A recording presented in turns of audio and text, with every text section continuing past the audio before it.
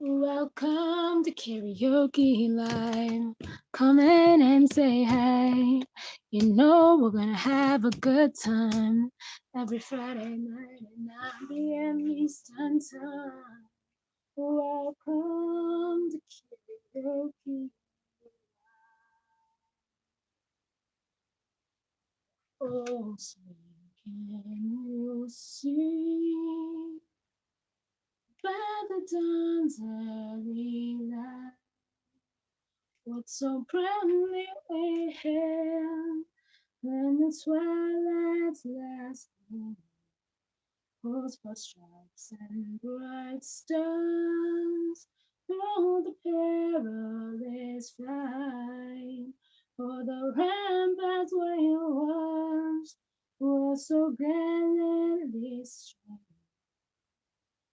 and the rocket's fragment, the bombs bursting in air, gave proof all the night that our flag was still there. Oh, say does that star-spangled banner yet wave for the lands of the free? Godspeed the air of Jubilee, the wide world o'er. From their golden chains they free, the threshold valley bend the knee, where the oak could tyranny, like ropes no more. That year will come when freedom's reign, to man is plundered, fights again restore. Godspeed the day when human blood shall cease to flow, and every clan be understood, the claim of human brotherhood, and each free turn for evil good, not blow for blow. The day will come of the old to do end, and change into a faithful blend each foe. Godspeed the other glory yourself, when none on earth shall exercise a lordly power, nor a tyrant presence cower, but all the manhood stature tower by equal birth. That hour will come to each to all, and from his prison house the dog go forth, until that year day I'll arrive, with head and heart and hand I'll strive to break the world and the guide, the spoiler of his greater bride. So in this heaven and never from my chosen foes, without terror or the cross, be driven. Mr. President, friends, and fellow citizens, he who could address this audience without a quailing sensation has stronger nerves than I have. I do not remember ever to have appeared as speaker before any assembly more strikingly, nor with greater distrust in my ability than I do this day. A feeling has crept over me quite unfavorable to the exercise of my limited powers of speech. The task before me is one which requires much previous thought and study for its proper performance. I know that apologies of this sort are generally considered flat and unmeaning. I trust, however, that mine will not be so considered. Should I seem at ease, my appearance would much misrepresent me. The little experience I have had in addressing public meetings in country schoolhouses avails me nothing on the present occasion. The papers and placards say that I am to deliver a 4th of July oration. This certainly sounds large and out of the common way, for it is true that I have often had the privilege to speak in this beautiful hall, and to address many who now honor me with their presence. But neither their familiar faces nor the perfect gauge I think I have of Corinthian Hall seems to free me from embarrassment. The fact is, ladies and gentlemen, the distance between this platform and the slave plantation from which I escaped is considerable, and the difficulties to be overcome in getting from the latter to the former are by no means slight. That I am here today is to me a matter of astonishment as well as of gratitude. You will not therefore be surprised if in what I have in If in what I have to say I evince no elaborate preparation, nor grace my speech with any high-sounding exordium, with my little experience and with less learning, I have been able to throw my thoughts hastily and imperfectly together, and trusting to your patient and generous indulgence, I will proceed to lay them before you. This, for the purpose of the celebration, is the 4th of July. It is the birthday of your national independence and of your political freedom. This to you is what the Passover was to the emancipated people of God.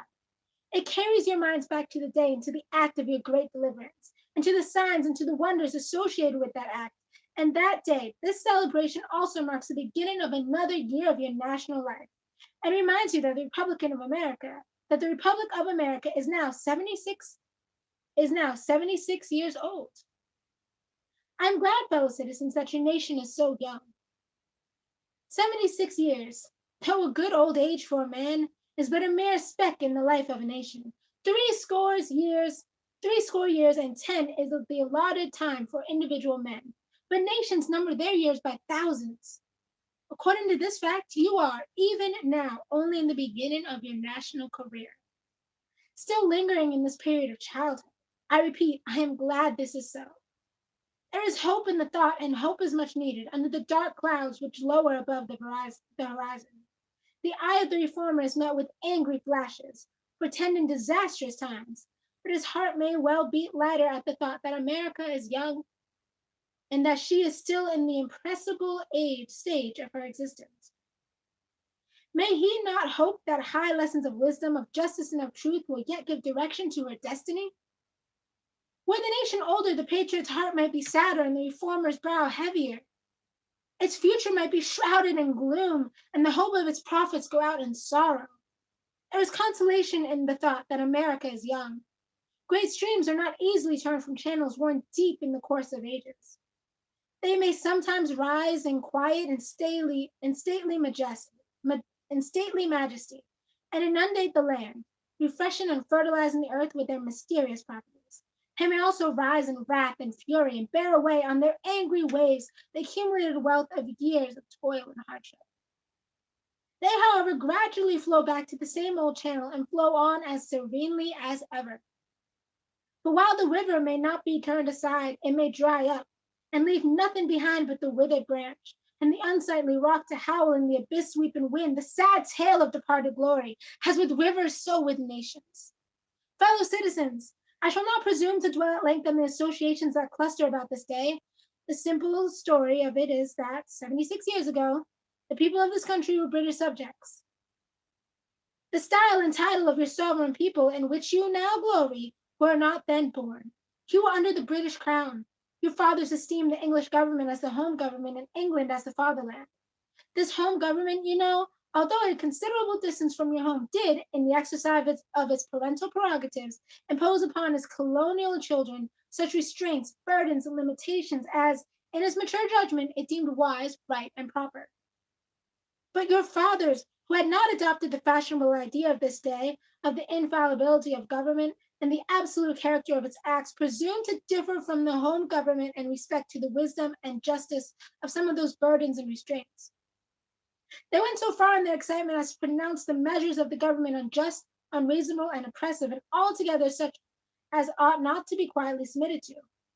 I scarcely need say, fellow citizens, that my opinion of those measures fully accords with that of your fathers. Such a declaration of agreement on my part would not be worth much to anybody. It would certainly prove nothing as to what part I might have taken had I lived during the great controversy of 1776.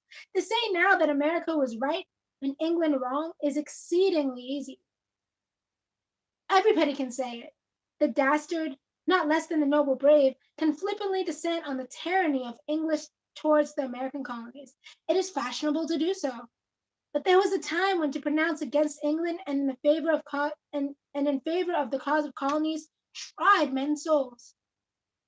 They who did were accounted in their day plotters of mischief, agitators, and rebels, dangerous men. To side with the right against the wrong, with the weak against the strong, and with the oppressed against the oppressor. Here lies the merit, and the one which of all others seems unfashionable in our day.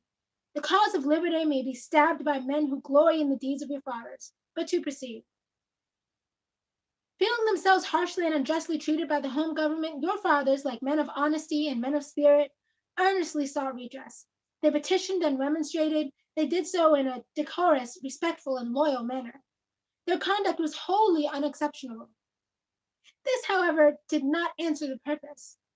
They saw themselves treated with sovereign indifference, coldness, and scorn, yet they persevered. They were not the men to look back.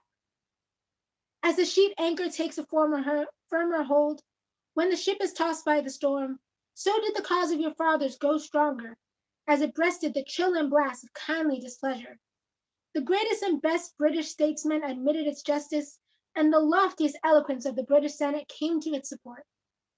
But with that blindness which seems to be the unvarying characteristics of tyrants, since Pharaoh and his hosts were drowned in the Red Sea, the British government persisted in the exactions complained of.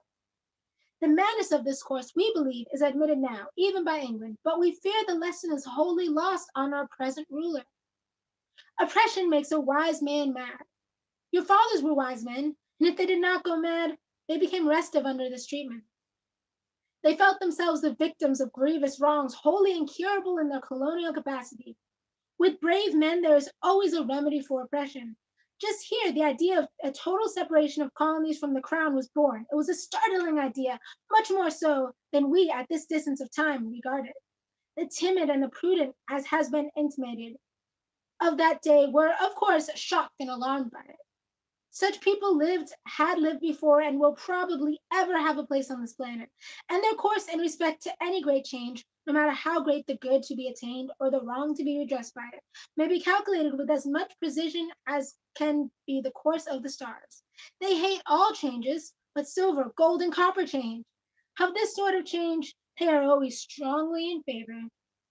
These people were called Tories in the days of your fathers, and the appellation probably conveyed the same idea that is meant by a more modern, though a somewhat less euphonious term, which we often find in our papers, applied to some of our old politicians. Their opposition to the then dangerous thought was earnest and powerful, but amid all their terror and affrighted vociferations against it, the alarm and revolutionary idea moved on, and the country with it. On the 2nd of July, 1776, the old Continental Congress, to the dismay of the lovers of the ease and the worshippers of property, clothed that dreadful idea with all the authority of national sanction. They did so in the form of resolution. And as we seldom hit upon resolutions drawn up in our day whose transparency is at all equal to this, it may refresh your minds and help my story if I read it. Resolved that these colonies are, and of right, ought to be free and independent states, that they are absolved from all allegiance to the British Crown, and that all political connection between them and the state of Great Britain is, and ought to be, dissolved. Citizens, your fathers made good that resolution. They succeeded, and today you reap the fruits of their success. The freedom gained is yours, and you, therefore, may properly celebrate this anniversary. The 4th of July is the first great fact in your nation's history, the very ringbolt in the chain of your yet undeveloped destiny. Pride and patriotism, not less than gratitude, prompt you to celebrate and to hold it in perpetual remembrance. I have said that the Declaration of Independence is the ringbolt to the chain of your nation's destiny. So indeed I regard it. The principles contained in that instrument are saving principles. Stand by those principles, be true to them on all occasions, in all places, against all foes, and at whatever cost. From the round top of your ship of state, dark and threatening clouds may be seen. Heavy billows like mountains in the distance disclose to the leeward huge forms of flinty rocks. That boat drawn, that chain broken, and all is lost. Cling to this day, cling to it and its principles, with the grasp of a storm-tossed mariner to a spar at midnight. The coming into being of a nation, in any circumstances, is an interesting event. But besides general considerations, there were peculiar circumstances that make the advent of this republic an event of special attractiveness. The whole scene, as I look back to it, was simple, dignified, and sublime. The population of the country at the time stood at the insignificant number of 3 millions. The country was poor in the munitions of war. The population was weakened and scattered, and the country a wilderness unsubdued. There was then no means of concert and combination such as exist now. Neither steam nor lightning had then been reduced to order and discipline. From the Potomac to the Delaware was a journey of many days. Under these and innumerable other disadvantages, your fathers declared for liberty and independence and triumph. Fellow citizens, I am not wanting in respect for the fathers of this republic. The signers of the Declaration of Independence were brave men. They were great men, too, great enough to give fame to a great age. It does not often happen to a nation to raise at one time such a number of truly great men. The point from which I am compelled to view them is not certainly the most favorable, and yet I cannot contemplate their great deeds with less than admiration. They were statesmen, patriots, and heroes, and for the good they did and the principles they contended for, I will unite with you to honor their memory. They loved their country better than their own private interests, and though this is not the highest form of human excellence, all will concede that it is a rare virtue, and that when it is exhibited, it ought to command respect. He who will intelligently lay down his life for his country is a man whom it is not in human nature to despise. Your fathers staked their lives, their fortunes, and their sacred honor on the cause of this country. In their admiration of liberty, they lost sight of all other interests. They were they were peacemen, but they preferred revolution to peaceful submission to bondage. They were quiet men, but they did not shrink from agitating against oppression. They showed forbearance, but that they knew its limits. They believed in order, but not in the order of tyranny. With them, nothing was settled that was not right. With them, justice, liberty, and humanity were final, not slavery and oppression. You may well cherish the memory of such men. They were great in their day and generation. Their solid manhood stands out the more as we contrast it with these degenerate times. How circumspect, exact, and proportionate were all their movements. How unlike the politicians of an hour! Their statesmanship looked beyond the passing moment and stretched away in strength into the distant future.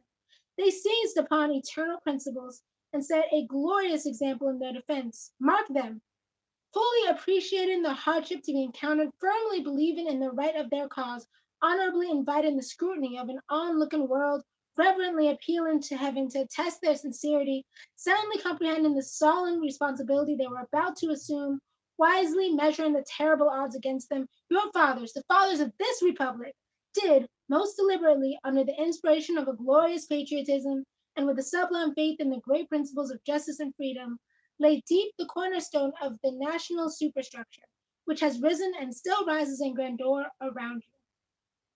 Of this fundamental work, this day is the anniversary. Our eyes are met with demonstrations of joyous enthusiasm. Banners and pennants wave exultingly on the breeze. The din of business, too, is hushed. Even Mammon seems to have quitted its grasp on this day. The ear-piercing fife and the stirring drum unite their accents with the ascending peal of 1,000 church bells. Prayers are made, hymns are sung, and sermons are preached in honor of this day, while the quick martial tramp of a great and multitudinous nation, echoed back by all the hills, valleys, and mountains of a vast continent, bespeak the occasion one of thrilling and universal interest, a nation's jubilee. Friends and citizens, I need not enter further into the causes which led to this anniversary. Many of you understand them better than I do. You can instruct me in regard to them. That is a branch of knowledge in which you feel perhaps a much deeper interest than your speaker. The causes which led to the separation of the colonies from the British Crown have never lacked for a tongue. They have all been taught in your common schools, narrated at your firesides, unfolded from your pulpits, and thundered from your legislative halls, and are as familiar to you as household words. They form the staple of your national poetry and eloquence. I remember also that, as a people, Americans are remarkably familiar with all facts which make in their own favor. This is esteemed by some as a national trait, perhaps a national weakness.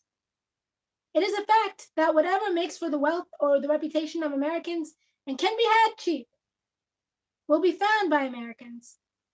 I shall not be charged with slandering Americans if I say I think the American side of any question may be safely left in American hands. I leave, therefore, the great deeds of your fathers to other gentlemen whose claim to have been regularly descended will be less likely to be disputed than mine.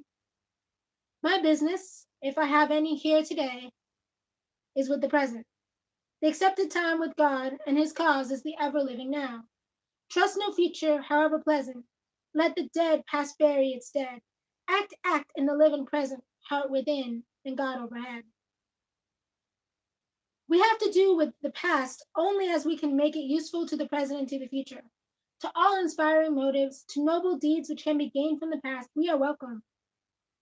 But now is the time, the important time.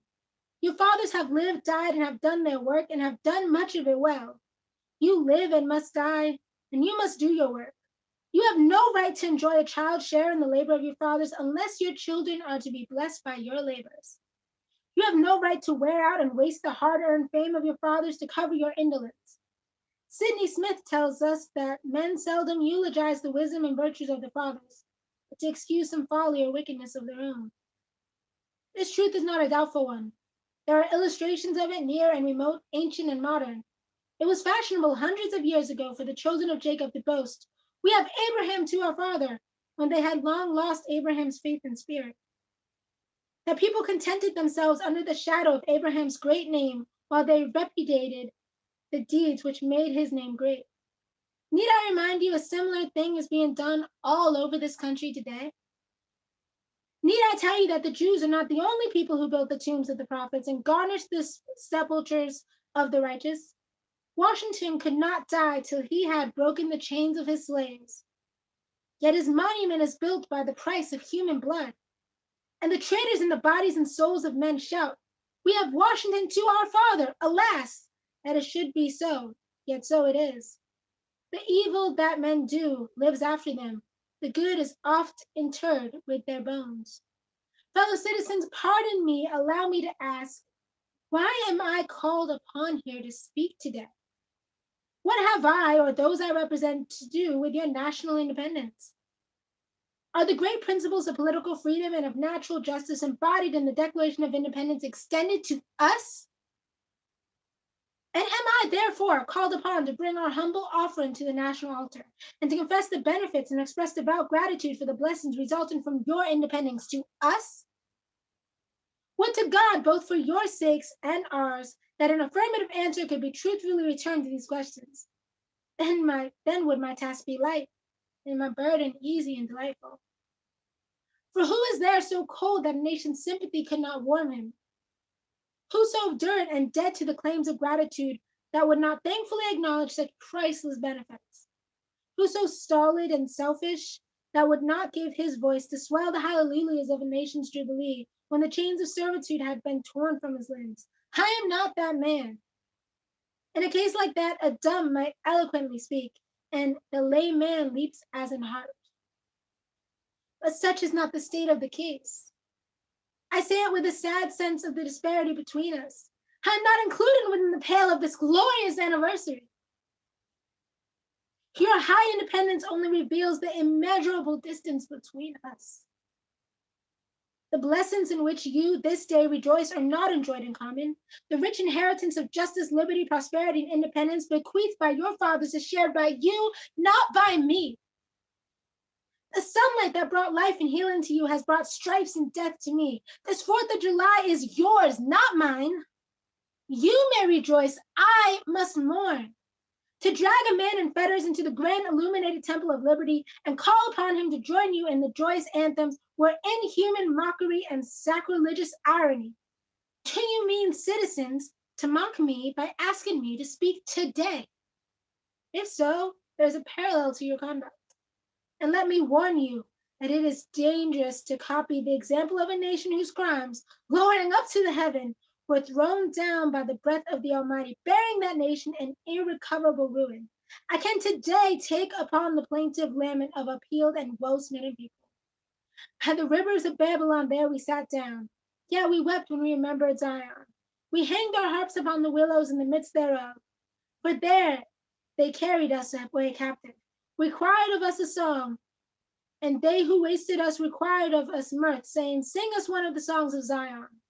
How can we sing the Lord's song in a strange land? If I forget thee, O Jerusalem, let my right hand forget her cunning. If I do not remember thee, let my tongue cleave to the roof of my mouth.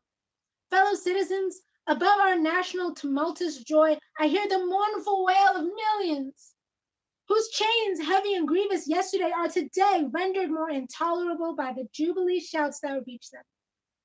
If I do forget, if I do not faithfully remember those bleeding children of sorrow this day, May my right hand forget her cunning, and may my tongue cleave to the roof of my mouth. To forget them, to pass lightly over their wrongs, and to chime in with the popular theme would be treason most scandalous and shocking, and would make me a reproach before God and the world. My subject, then, fellow citizens, is American slavery. I shall see this day and its popular characteristics from the slave's point of view. Standing there identified with the American bondman making his wrongs mine, I do not hesitate to declare with all my souls that the character and conduct of this nation never looked blacker to me than on this 4th of July. Whether we turn to the declarations of the past or to the professions of the present, the conduct of the nation seems equally hideous and revolting. America is false to the past, false to the present, and solemnly binds herself to be false to the future.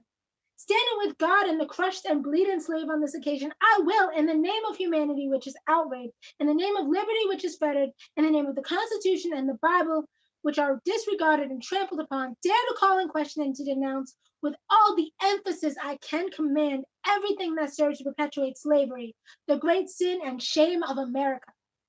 I will not equivocate, I will not excuse. I will use the severest language I can command, and yet not one word shall escape me that any man whose judgment is not blinded by prejudice, or who is not at the heart of who is not at heart a slaveholder, shall not confess to be right and just. But I fancy I hear some one of my audience say, it is just in the circumstance that you and your brother abolitionists failed to make a favorable impression on the public mind. Would you argue more and denounce less? Would you persuade more and rebuke less? Your cause would be much more likely to succeed. But I submit, where all is plain, there is nothing to be argued. What point in the anti-slavery creed would you have me argue? On what branch of the subject do the people of this country need light? May I undertake to prove that the slave is a man? That point is conceded already. Nobody doubts it. The slaveholders themselves acknowledge it in the enactment of laws for their government. They acknowledge it when they punish disobedience on the part of the slave. There are 72 crimes in the state of Virginia which, if committed by a black man, no matter how ignorant he be, subject him to the punishment of death, while only 2 of the same crimes will subject a white man to the like punishment. What is this but the acknowledgement that the slave is moral, intellectual, and responsible being? The manhood of the slave is conceded. It is admitted in the fact that Southern statute books are covered with enactments forbidding under severe fines and penalties the teaching of the slave to read and to write. When you can point to any such laws in reference to the beasts of the field, then I may consent to argue of the manhood of the slave. When the dogs in your streets, when the fowls of the air, when the cattle on your hills, when the fish in the sea, and when the reptiles that crawl shall be unable to distinguish the slave from a brute, then will I argue with you that the slave is a man. For the present, it is enough to affirm the equal manhood of the Negro race. It is astonishing that while we are plowing, planting, and reaping, using all kinds of mechanical tools, erecting houses, constructing bridges, building ships, working in metals of brass, iron, copper, silver, and gold, that while we are reading, writing, and ciphering, acting as clerks, merchants, and secretaries, having among us lawyers, doctors, ministers, poets, authors, editors, orators, and teachers, that while we are engaged in all manner of enterprises common to other men, digging gold in California, capturing the whale in the Pacific, finding sheep and cattle on the hillside, living, moving, acting, thinking, planning, living in families as husbands, wives, and children, and above all, confessing and worshiping the Christian's God, and looking hopefully for life and immortality beyond the grave, we are called upon to prove that we are men. Would you have me argue that man is entitled to liberty? That he is the rightful owner of his own body? You have already declared it. Must I argue the wrongfulness of slavery? Is that a question for Republicans?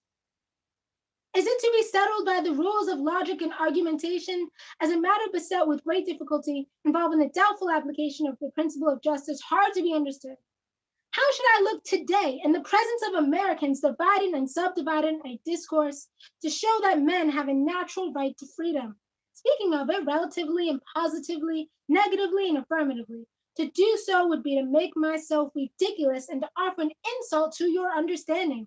There is not a man beneath the canopy of heaven that does not know that slavery is wrong for him.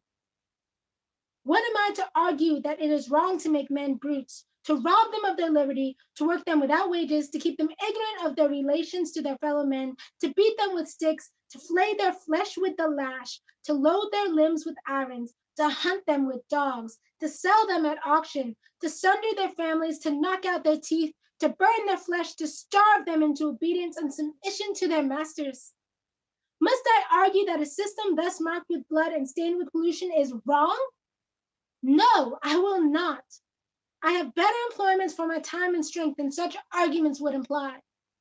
What then remains to be argued? Is it that slavery is not divine? That God did not establish it?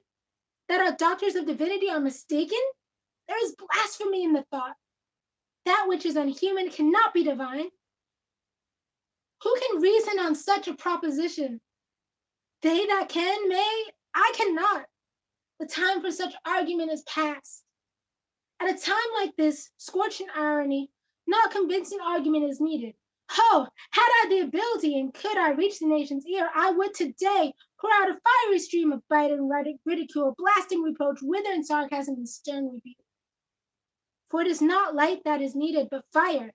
It is not the gentle shower, but thunder. We need the storm, the whirlwind, and the earthquake. The feeling of the nation must be quickened. The conscience of the nation must be roused. The propriety of the nation must be startled. The hypocrisy of the nation must be exposed, and its crimes against God and man must be reclaimed and denounced. What, to the American slave, is your 4th of July? I answer, a day that reveals to him, more than all other days in the year, that gross injustice and cruelty to which he is the constant victim. To him, your celebration is a sham, your boasted liberty an unholy license. Your national greatness, swelling vanity, your sounds of rejoicing are empty and heartless.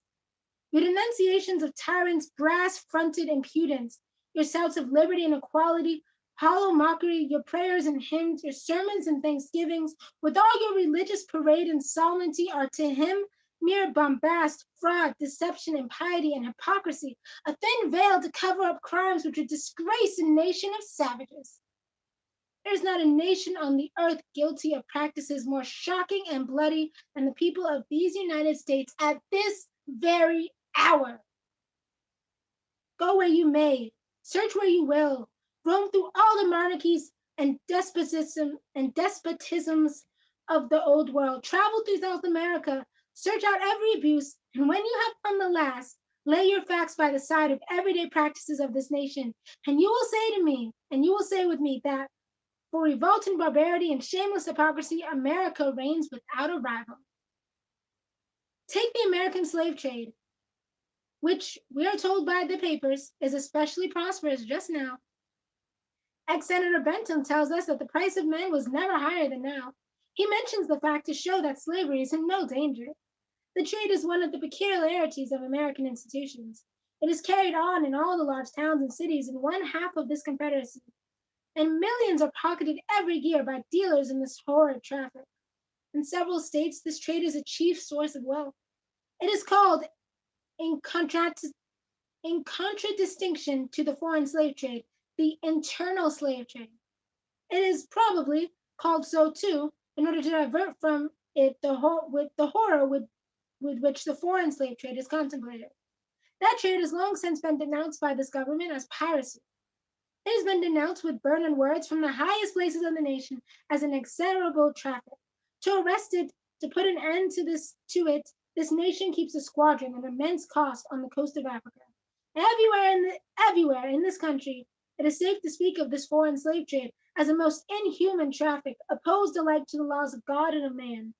The duty to extirpate and destroy it is admitted by our doctors of divinity. In order to put an end to it, some of these last have consented that their colored brethren, nominally free, should leave this country and establish themselves on the western coast of Africa. It is, however, a notable fact that while so much exasperation is poured out by Americans upon those engaged in the foreign slave trade, the men engaged in the slave trade between the states passed without condemnation and their businesses deemed honorable. Behold the practical operation of this internal slave trade. The American slave trade, sustained by American politics and American religion. Here you will see men and women reared like swine for the market. You know what is a swine drover? I will show you a man drover. They inhabit all our southern states.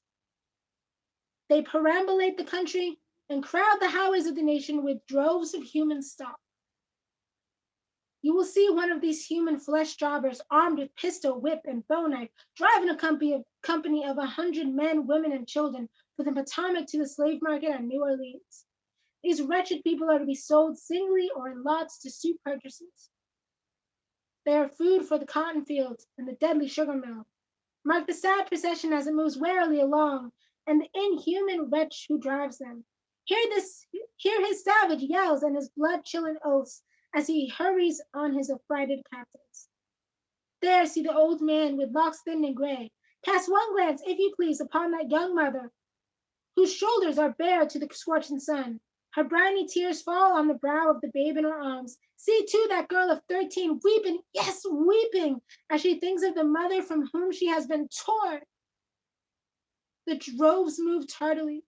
Heat and sorrow have nearly consumed their strength. Suddenly you hear a quick snap, like the discharge of a rifle. The fetters clank and the chain rattles simultaneously. Your ears are saluted with a scream that seems to have torn its way to the center of your soul. The crack you heard was the sound of a slave whip. The scream you heard was from the woman you saw with the babe. Her speed had faltered under the weight of her child, and her chains that gnash on her shoulders tells her to move on. Follow the drove to New Orleans. Attend the auction. See men examined like horses. See forms of women rudely and brutally exposed to the shocking gaze of American slave buyers. See this drove sold and separated forever, and never forget the deep, sad sobs that arose from those scattered multitude. Tell me, citizens, where, under the sun, you can witness a spectacle more fiendish and shocking. Yet this is but a glance at the American slave trade as it exists at this moment in the ruling part of the United States. I was born amid such sights and scenes. To me, the American slave trade is a terrible reality. When a child, my soul was often pierced with a sense of its horrors. I lived on Philpott Street, Fells Point, Baltimore, and have watched from the wharves the slave ships in the basin anchored from the shore with their cargoes of human flesh waiting for favorable winds to waft them down the Chesapeake. There was at that time a grand slave mart kept at the head of Pratt Street by Austin Woldfolk. His agents were sent into every town and county in Maryland, announcing their arrival. Through the papers and on flaming handbills, headed "Cash for Negroes." These men were generally well-dressed men and very captivating in their manners. Ever ready to drink, to treat, and to gamble, the fate of many a slave has depended upon the turn of a single card, and many a child has been snatched from the arms of its mother by bargains arranged in the state of brutal darkness. The fleshmongers gather up their victims by dozens and drive them chained to the general depot at Baltimore. When a sufficient number have been collected here, a ship is chartered for the purpose of conveying the forlorn crew to Mobile or to New Orleans. From the slave prison to the ship, they are usually driven in the darkness of night, for since the anti-slavery agitation, a certain caution is observed. In the deep, still darkness of midnight, I have been often aroused by the dead, heavy footsteps and the piteous cries of the chained gangs that passed our door. The anguish of my boyish heart was intense, and I was often consoled when speaking to my mistress in the morning to hear her say that the custom was very wicked, that she hated to hear the rattle of the chains and the heart-rending cries. I was glad to find one who sympathized with me in my horror. Fellow citizens, this murderous traffic is today an active operation in this boasted republic. In the solitude of my spirit, I see clouds of dust raised on the highways of the South. I see the bleeding footsteps. I hear the doleful wail of fettered humanity on the way to the slave markets, where the victims are to be sold like horses, sheep, and swine, knocked off to the highest bidder. There I see the tenderest ties ruthlessly broken to gratify the lust, caprice, and rapacity of the buyers and sellers of men. My soul sickens at the sight. Is this the land your fathers loved, the freedom which they toiled to win? Is this the earth whereon they moved? Are these the graves they slumber in? But a still more inhuman, disgraceful, and scandalous state of things remained to be presented. By an act of the American Congress not yet 2 years old, slavery has been nationalized in its most horrible and revolting form. By that act, Mason and Dixon's line has been obliterated. New York has become as Virginia, and the power to hold, hunt, and sell men, women, and children as slaves remains no longer a mere state institution, but is now an institution of the whole United States. The power is coextensive with the Star Spangled Banner and American Christianity. Where these go may also go the merciless slave hunter. Where these are, man is not sacred. He is a bird for sportsman's gun. By the most foul and fiendish of all human decrees, the liberty and person of every man are put in peril. Your broad Republican domain is hunting ground for men, not for thieves and robbers, enemies of society, merely, but for men guilty of no crime.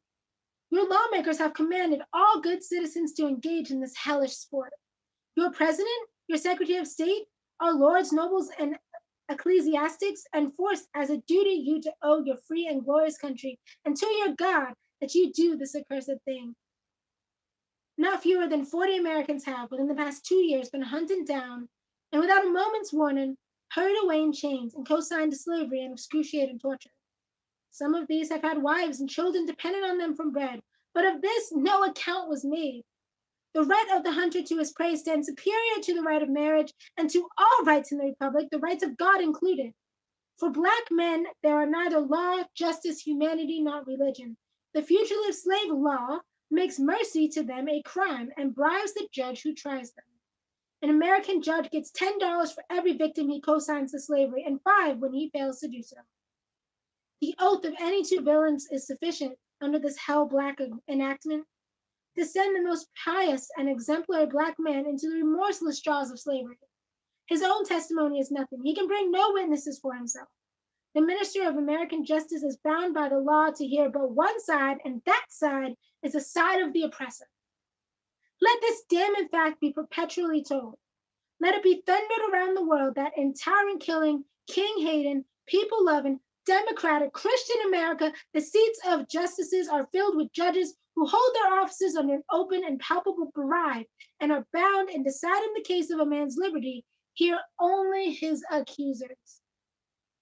In glaring violation of justice and shameless disregard of the forms of administering law, in cunning arrangement to entrap the defenseless, and in diabolical intent, this fugitive slave law stands alone in the annals of tyrannical legislation. I doubt if there be another nation on the globe having the brass and baseness to put such a law on the statute book. If any man in this assembly thinks different from me in this matter and feels able to disprove my statements, I will gladly confront him at any suitable time and place he may select. I take this law to be one of the grossest infringements of Christian liberty. And if the churches and ministers of our country were not stupidly blind or most wickedly indifferent, they too would so regard it. At the very moment that they are thanking God for the enjoyment of civil and religious liberty and for the right to worship God according to the dictates of their own consciousness, they are utterly silent in respect to a law which robs religion of its chief significance and makes it utterly worthless to a world lying in wickedness. Did this law concern the mint, anise, and cumin, abridge the right to sing psalms, to partake of the sacrament, or to engage in any of the ceremonies of religion, it would be smitten by the thunder of 1,000 pulpits. A general shout would go up from the church demanding, repeal, repeal, instant repeal. And it would go hard with that politician who presumed to solicit the votes of the people without inscribing his motto on his banner. Further, if this demand were not complied with, another Scotland would be added to the history of religious liberty, and the stolen old Covenanters would be thrown into the shade. A John Knox would be seen at every church door and heard from every pulpit, and Fillmore would have no more quarter than was shown by Knox to the beautiful but treacherous Queen Mary of Scotland. The fact that the church of our country, with fractional exceptions, does not esteem the fugitive slave laws a declaration of war against religious liberty implies that the church regards religion simply as a form of worship, an empty ceremony, and not a vital principle, requiring active benevolence, justice, love, and goodwill towards man. It esteems sacrifice above mercy, psalm singing above right doing, solemn meetings above practical righteousness. A worship that can be conducted by persons who refuse to give shelter to the houseless, to give bread to the hungry, clothing to the naked, and who enjoin obedience to a law forbidding these acts of mercy is a curse, not a blessing to mankind. The Bible addresses all such persons as scribes, Pharisees, hypocrites, who pay tithe of mint, anise, and cumin, and have omitted the weightier matters of the law, judgment, mercy, and faith. But the church of this country is not only indifferent to the wrongs of the slave, it actually takes side with the oppressors. It has made itself the bulwark of American slavery and the shield of American slave hunters. Many of its most eloquent divines, who stand at the very lights of the church, have shamelessly given the sanction of religion and the Bible to the whole slave system. They have taught that man may properly be a slave, that the relation of master and slave is ordained by God, that to send back an escaped bondman to his master is clearly the duty of all the followers of Lord Jesus Christ, and this horrible blasphemy is palmed off upon the world for Christianity. For my part, I would say welcome infidelity, welcome atheism, welcome anything, in preference to the gospel as preached by those divines. They convert the very name of religion into an engine of tyranny and barbarous cruelty, and serve to confirm more infidels in this age than all the infidel writings of Thomas Paine, Voltaire, and Bolingbroke put together have done. These ministers make religion a cold and flingy-hearted thing, having neither principles of right action nor bowels of compassion. They strip the love of God of its beauty and leave the throng of religion a huge, horrible, repulsive form. It is a religion for oppressors, tyrants, man-stealers, and thugs. It is not that pure and undefiled religion which is from above, and which is first pure, then peaceable, easy to be entreated, full of mercy and good fruits, without partiality and without hypocrisy. But a religion which favors the rich against the poor, which exalts the proud above the humble, which divides mankind into two classes, tyrants and slaves, which says to the man in chains, stay there, and to the oppressor, oppress on. It is a religion which may be professed and enjoyed by all the robbers and enslavers of mankind. It makes God a respecter of persons, denies his fatherhood of the race, and tramples in the dust the great truth of the brotherhood of man. All this we affirm to be true of the popular church and the popular worship of our land and nation, a religion, a church, and a worship which, on the authority of inspired wisdom, we pronounce to be an abomination in the sight of God. In the language of Isaiah, the American church might be well addressed. Bring no more vain oblations. Incest is an abomination unto me. The new moons and Sabbaths, the calling of assemblies, I cannot away with. It is iniquity, even the solemn meeting. Your new moons and your appointed feasts, my soul hateth. They are a trouble to me. I am weary to bear them, and when ye spread forth your hands, I will hide mine eyes from you. Yea, when ye make many prayers, I will not hear. Your hands are full of blood. Cease to do evil, learn to do well, seek judgment, relieve the oppressed, judge for the fatherless, plead for the widow. The American church is guilty when viewed in connection with what it is doing to uphold slavery, but it is superlatively guilty when viewed in connection with its ability to abolish slavery. The sin of which it is guilty is one of the omission as well as of commission. Albert Barnes but uttered what the common sense of every man at all observant of the actual state of the case will receive as truth, when he declared that there is no power out of the church that could sustain slavery an hour if it were not sustained in it. Let the religious press, the pulpit, the Sunday school, the conference meeting, the great ecclesiastical, missionary, Bible, and tract associations of the land array their immense powers against slavery and slaveholding, and the whole system of crime and blood would be scattered to the winds. And that they do not do this involves them in the most awful responsibility of which the mind can conceive.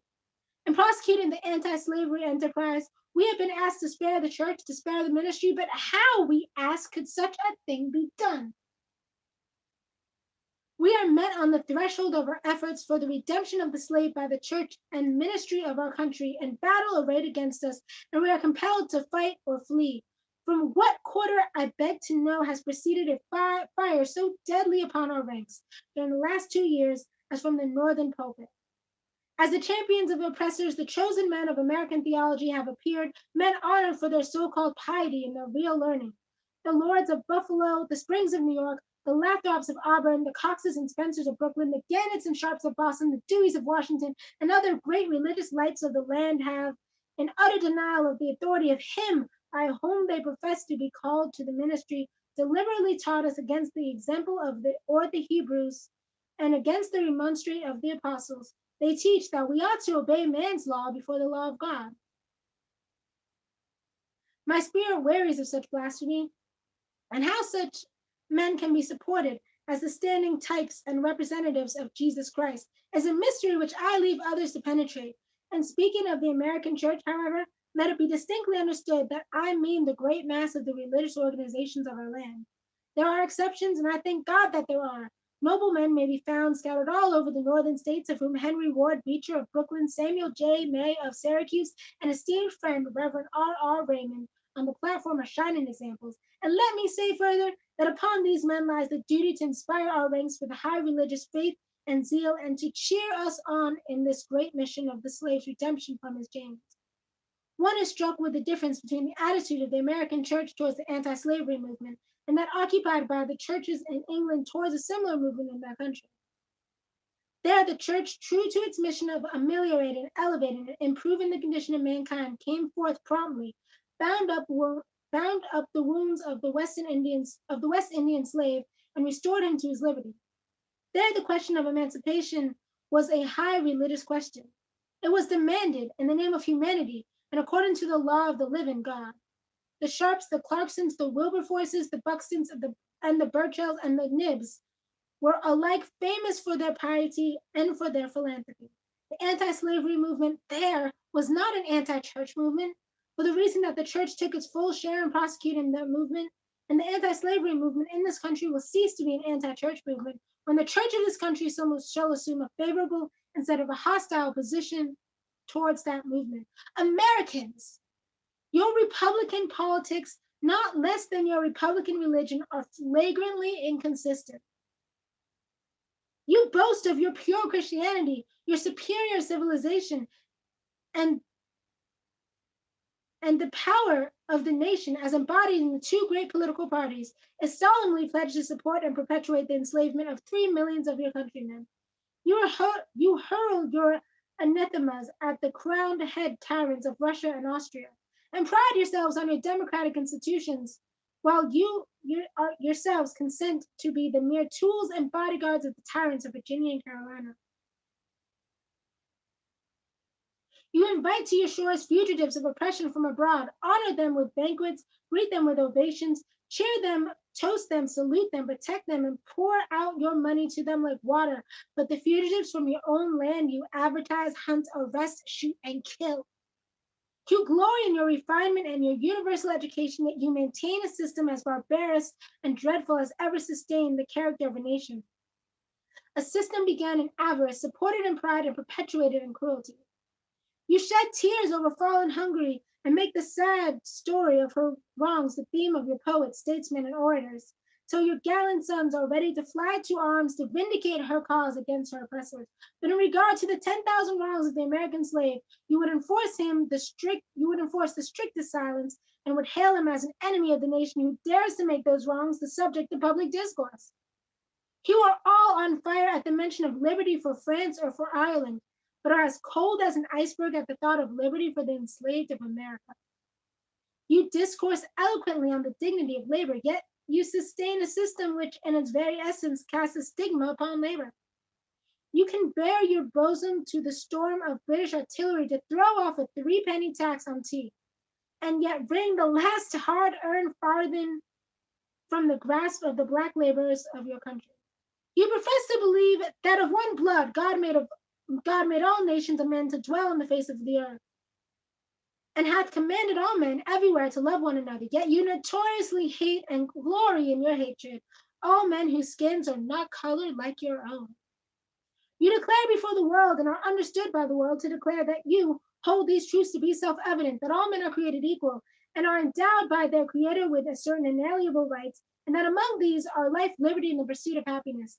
And yet you hold securely in a bondage which, according to your own Thomas Jefferson, is worse than ages of that which your fathers rose in rebellion to oppose, a seventh part of the inhabitants of your country. Fellow citizens, I will not enlarge further on your national inconsistencies. The existence of slavery in this country brands your republicanism as a sham, your humanity as a base pretense, and your Christianity as a lie. It destroys your moral power abroad. It corrupts your politicians at home. It saps the foundation of religion. It makes your name a hissing and a byword to a mocking earth. It is the antagonistic force in your government, the only thing that seriously disturbs and endangers your union.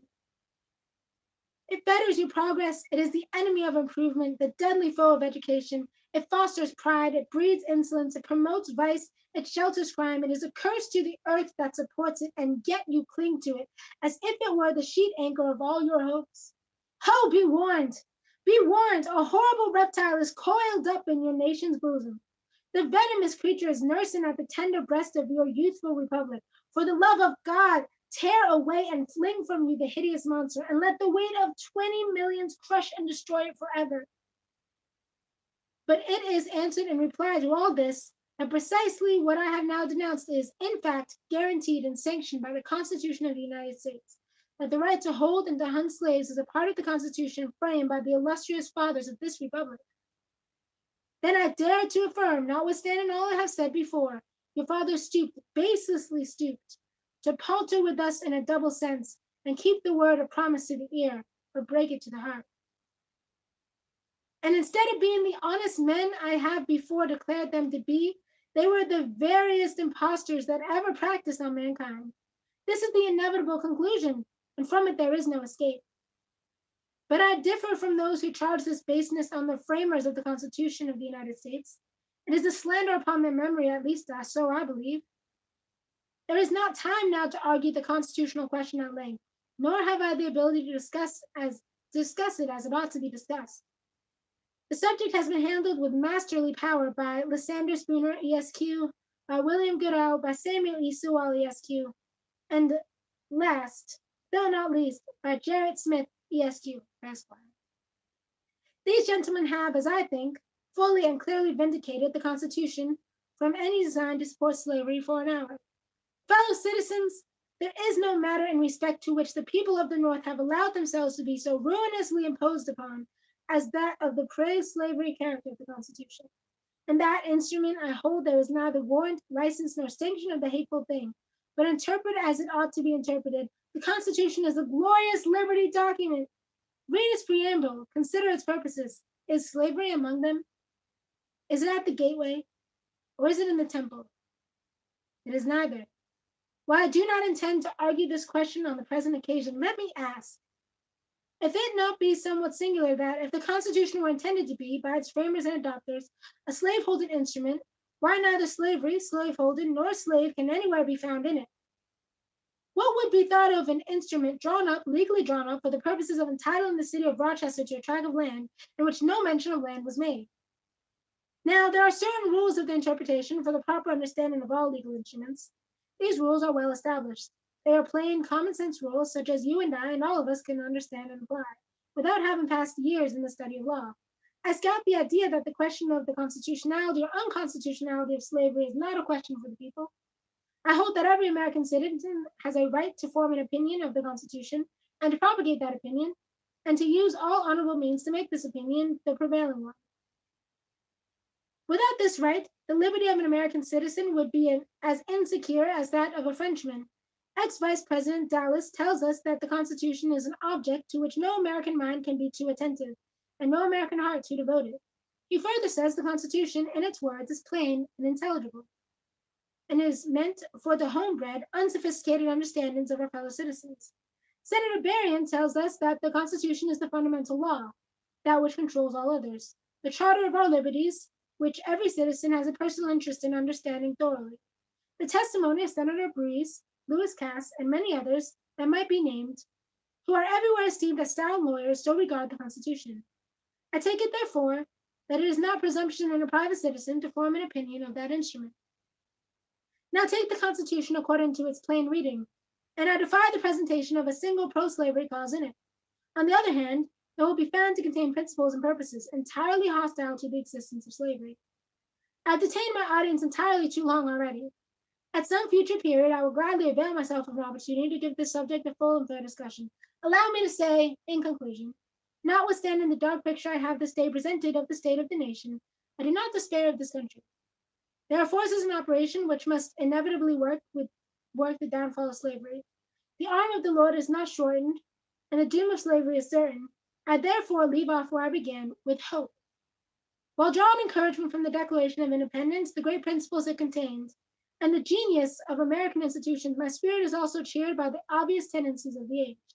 Nations do not now stand in the same relation to the other that they did ages ago. No nation can now shut itself up from the surrounding world and trot around in the same old path of its fathers without interference.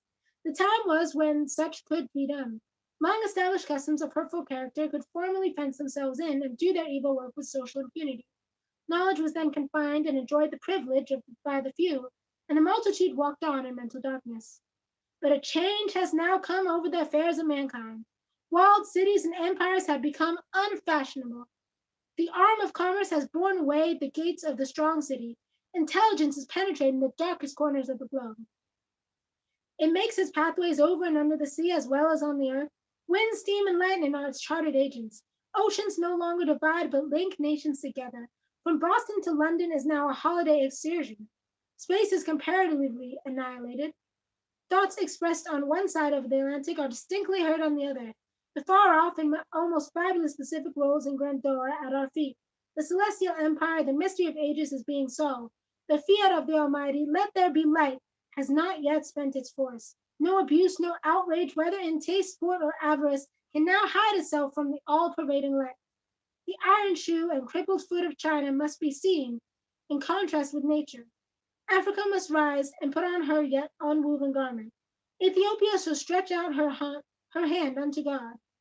And the fervent aspirations of William Lloyd Garrison, I say, and let every heart join in saying, God speed the year of Jubilee, the wide world o'er, when from their gallant chains set free, the oppressed shall rally bend the knee, and where the yoke of tyranny like brutes no more, a hero come in freedom's wing, to men his plundered fights again restore. God speed the day when human blood shall cease to flow, and every clan be understood, the claims of human brotherhood, and each return for evil good, not blow for blow. The day will come, all feuds to end, and change into a faithful friend each foe.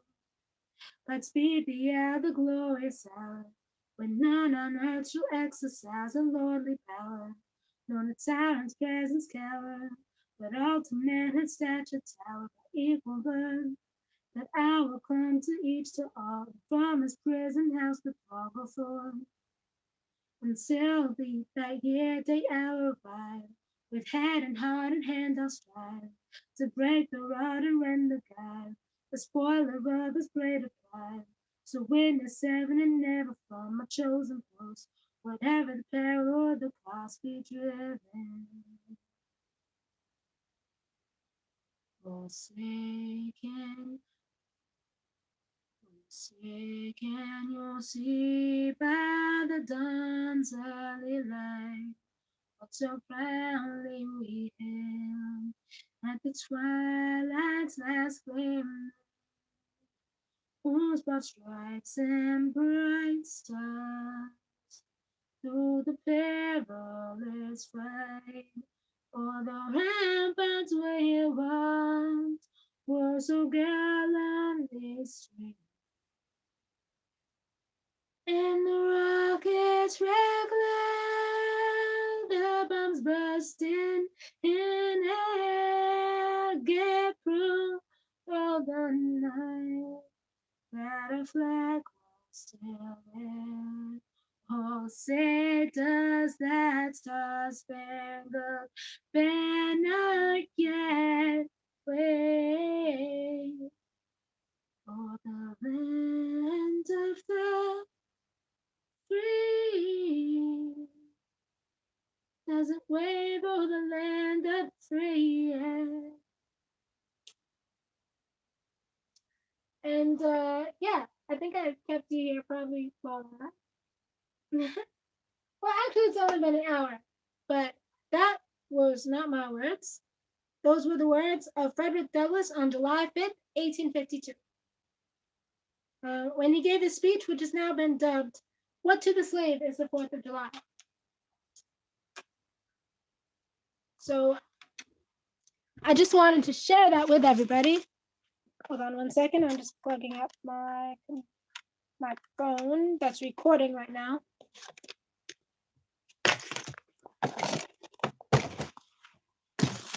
Okay. Give me 1 second so that the stream doesn't die on you. I'd hate for me to have done all that and the stream die. All right, there we go. I don't know if I did it in the beginning. Oh, I just want to know how. Okay, I got it. Hey guys. And thanks to the 2 people still watching. I see Marvin Perry said happy 4th. Happy 4th of July to you. Kenneth Young said what's good. Hey Kenneth. And Keon Sample says, I see you. Hey Keon, so glad that you're watching. So I actually didn't know that was going to be so long, but I'm still glad that I read it all because it was totally on point, and there were so many points that could be applied to today. It almost felt as though reading those words was as if I was speaking to you from today's standpoint. Some of the things he said were still true, maybe not with the institution of slavery, but with separating children from their families at the border, and with the school to prison pipeline, and the crimes that for a Black man carry a different weight than they do for a white person. Those things still exist today, and they're built on this institution of slavery that my man Frederick Douglass was talking about. And I just wanted to read it. I didn't know it would take up the whole show, but it was still good. So thank you guys for joining me. Sorry I started late. I'm doing acapella tonight because I need to charge my microphone, and or at least one of the pieces of the microphone. And I couldn't find my charger since I since cleaned my room. You know how that goes. So also I'm in my red, white, and blue, just for y'all. So happy 4th of July, happy Independence Day. You know, we say happy Kwanzaa to people, we say happy Christmas, or we say Merry Christmas. We say, happy Indigenous Peoples Day. And we say a lot of things. So for people that celebrate Independence Day, I feel like we should still say happy Independence Day to them that do celebrate it. But use it as a launching pad, as Frederick Douglass so eloquently did, to remind them of why not everybody celebrates Independence Day. So I don't think it's within everyone to be like, why are you saying happy 4th of July on your timeline right now? I think that it's a good day to spend with family, but also we need to be honest with ourselves and remind ourselves of, what this day means to some of us. And does the Star Spangled Banner truly wave over the land of the free? Are we all free under the law? And I feel like that's an interesting point to think about. So thank you guys for joining me tonight. I know it was a little weird show, but I still think that it was good. It was good to do that and to do my little kind of rendition of the Star Spangled Banner and whatever earlier. And yeah, I actually thought that I was going way longer than that. I had thought that I actually started at 9:30, so I was thinking that I was speaking for like an hour and a half. But thank you if you listened to all that speech, and if you're just joining now, I would highly recommend going back to the beginning of this episode and watching the whole thing. And also, if you like this, be sure to give it a like, and also share it with other people who might need to understand this message as well. And if you're not already, be sure to subscribe so that I don't have to worry about if a microphone goes down or not, and I'm not forced to sing a cappella. So next year I might actually try to turn that into a song, like his whole speech. I might try to take some parts of it and turn that into a song. I just didn't have time to do it today, otherwise I would have done it today, or earlier this week. But still glad that I got to read that, and thank you guys so much for joining me. And we're gonna try to do a flop now, but I'm gonna hold the camera. I'm not gonna jerk the camera around, even though it was already jerked around, because I want to actually try to get the flop for y'all. All right, thank you guys for joining me, and let's do this. Oh no. Okay, let's sing the outro song. I don't even know if we sang the intro song. Welcome to Karaoke Live. Thanks for all the views, thanks for all the love, thanks for all the comments and that you've done. It's karaoke live. I hope you had a good time. Next week is another one. So thanks for all the views, thanks for all the love, thanks for all the comments and that you've done. It's karaoke live. I hope you had a good time. Next week is another one. Every Friday night at 9 p.m. Eastern Time. This is end.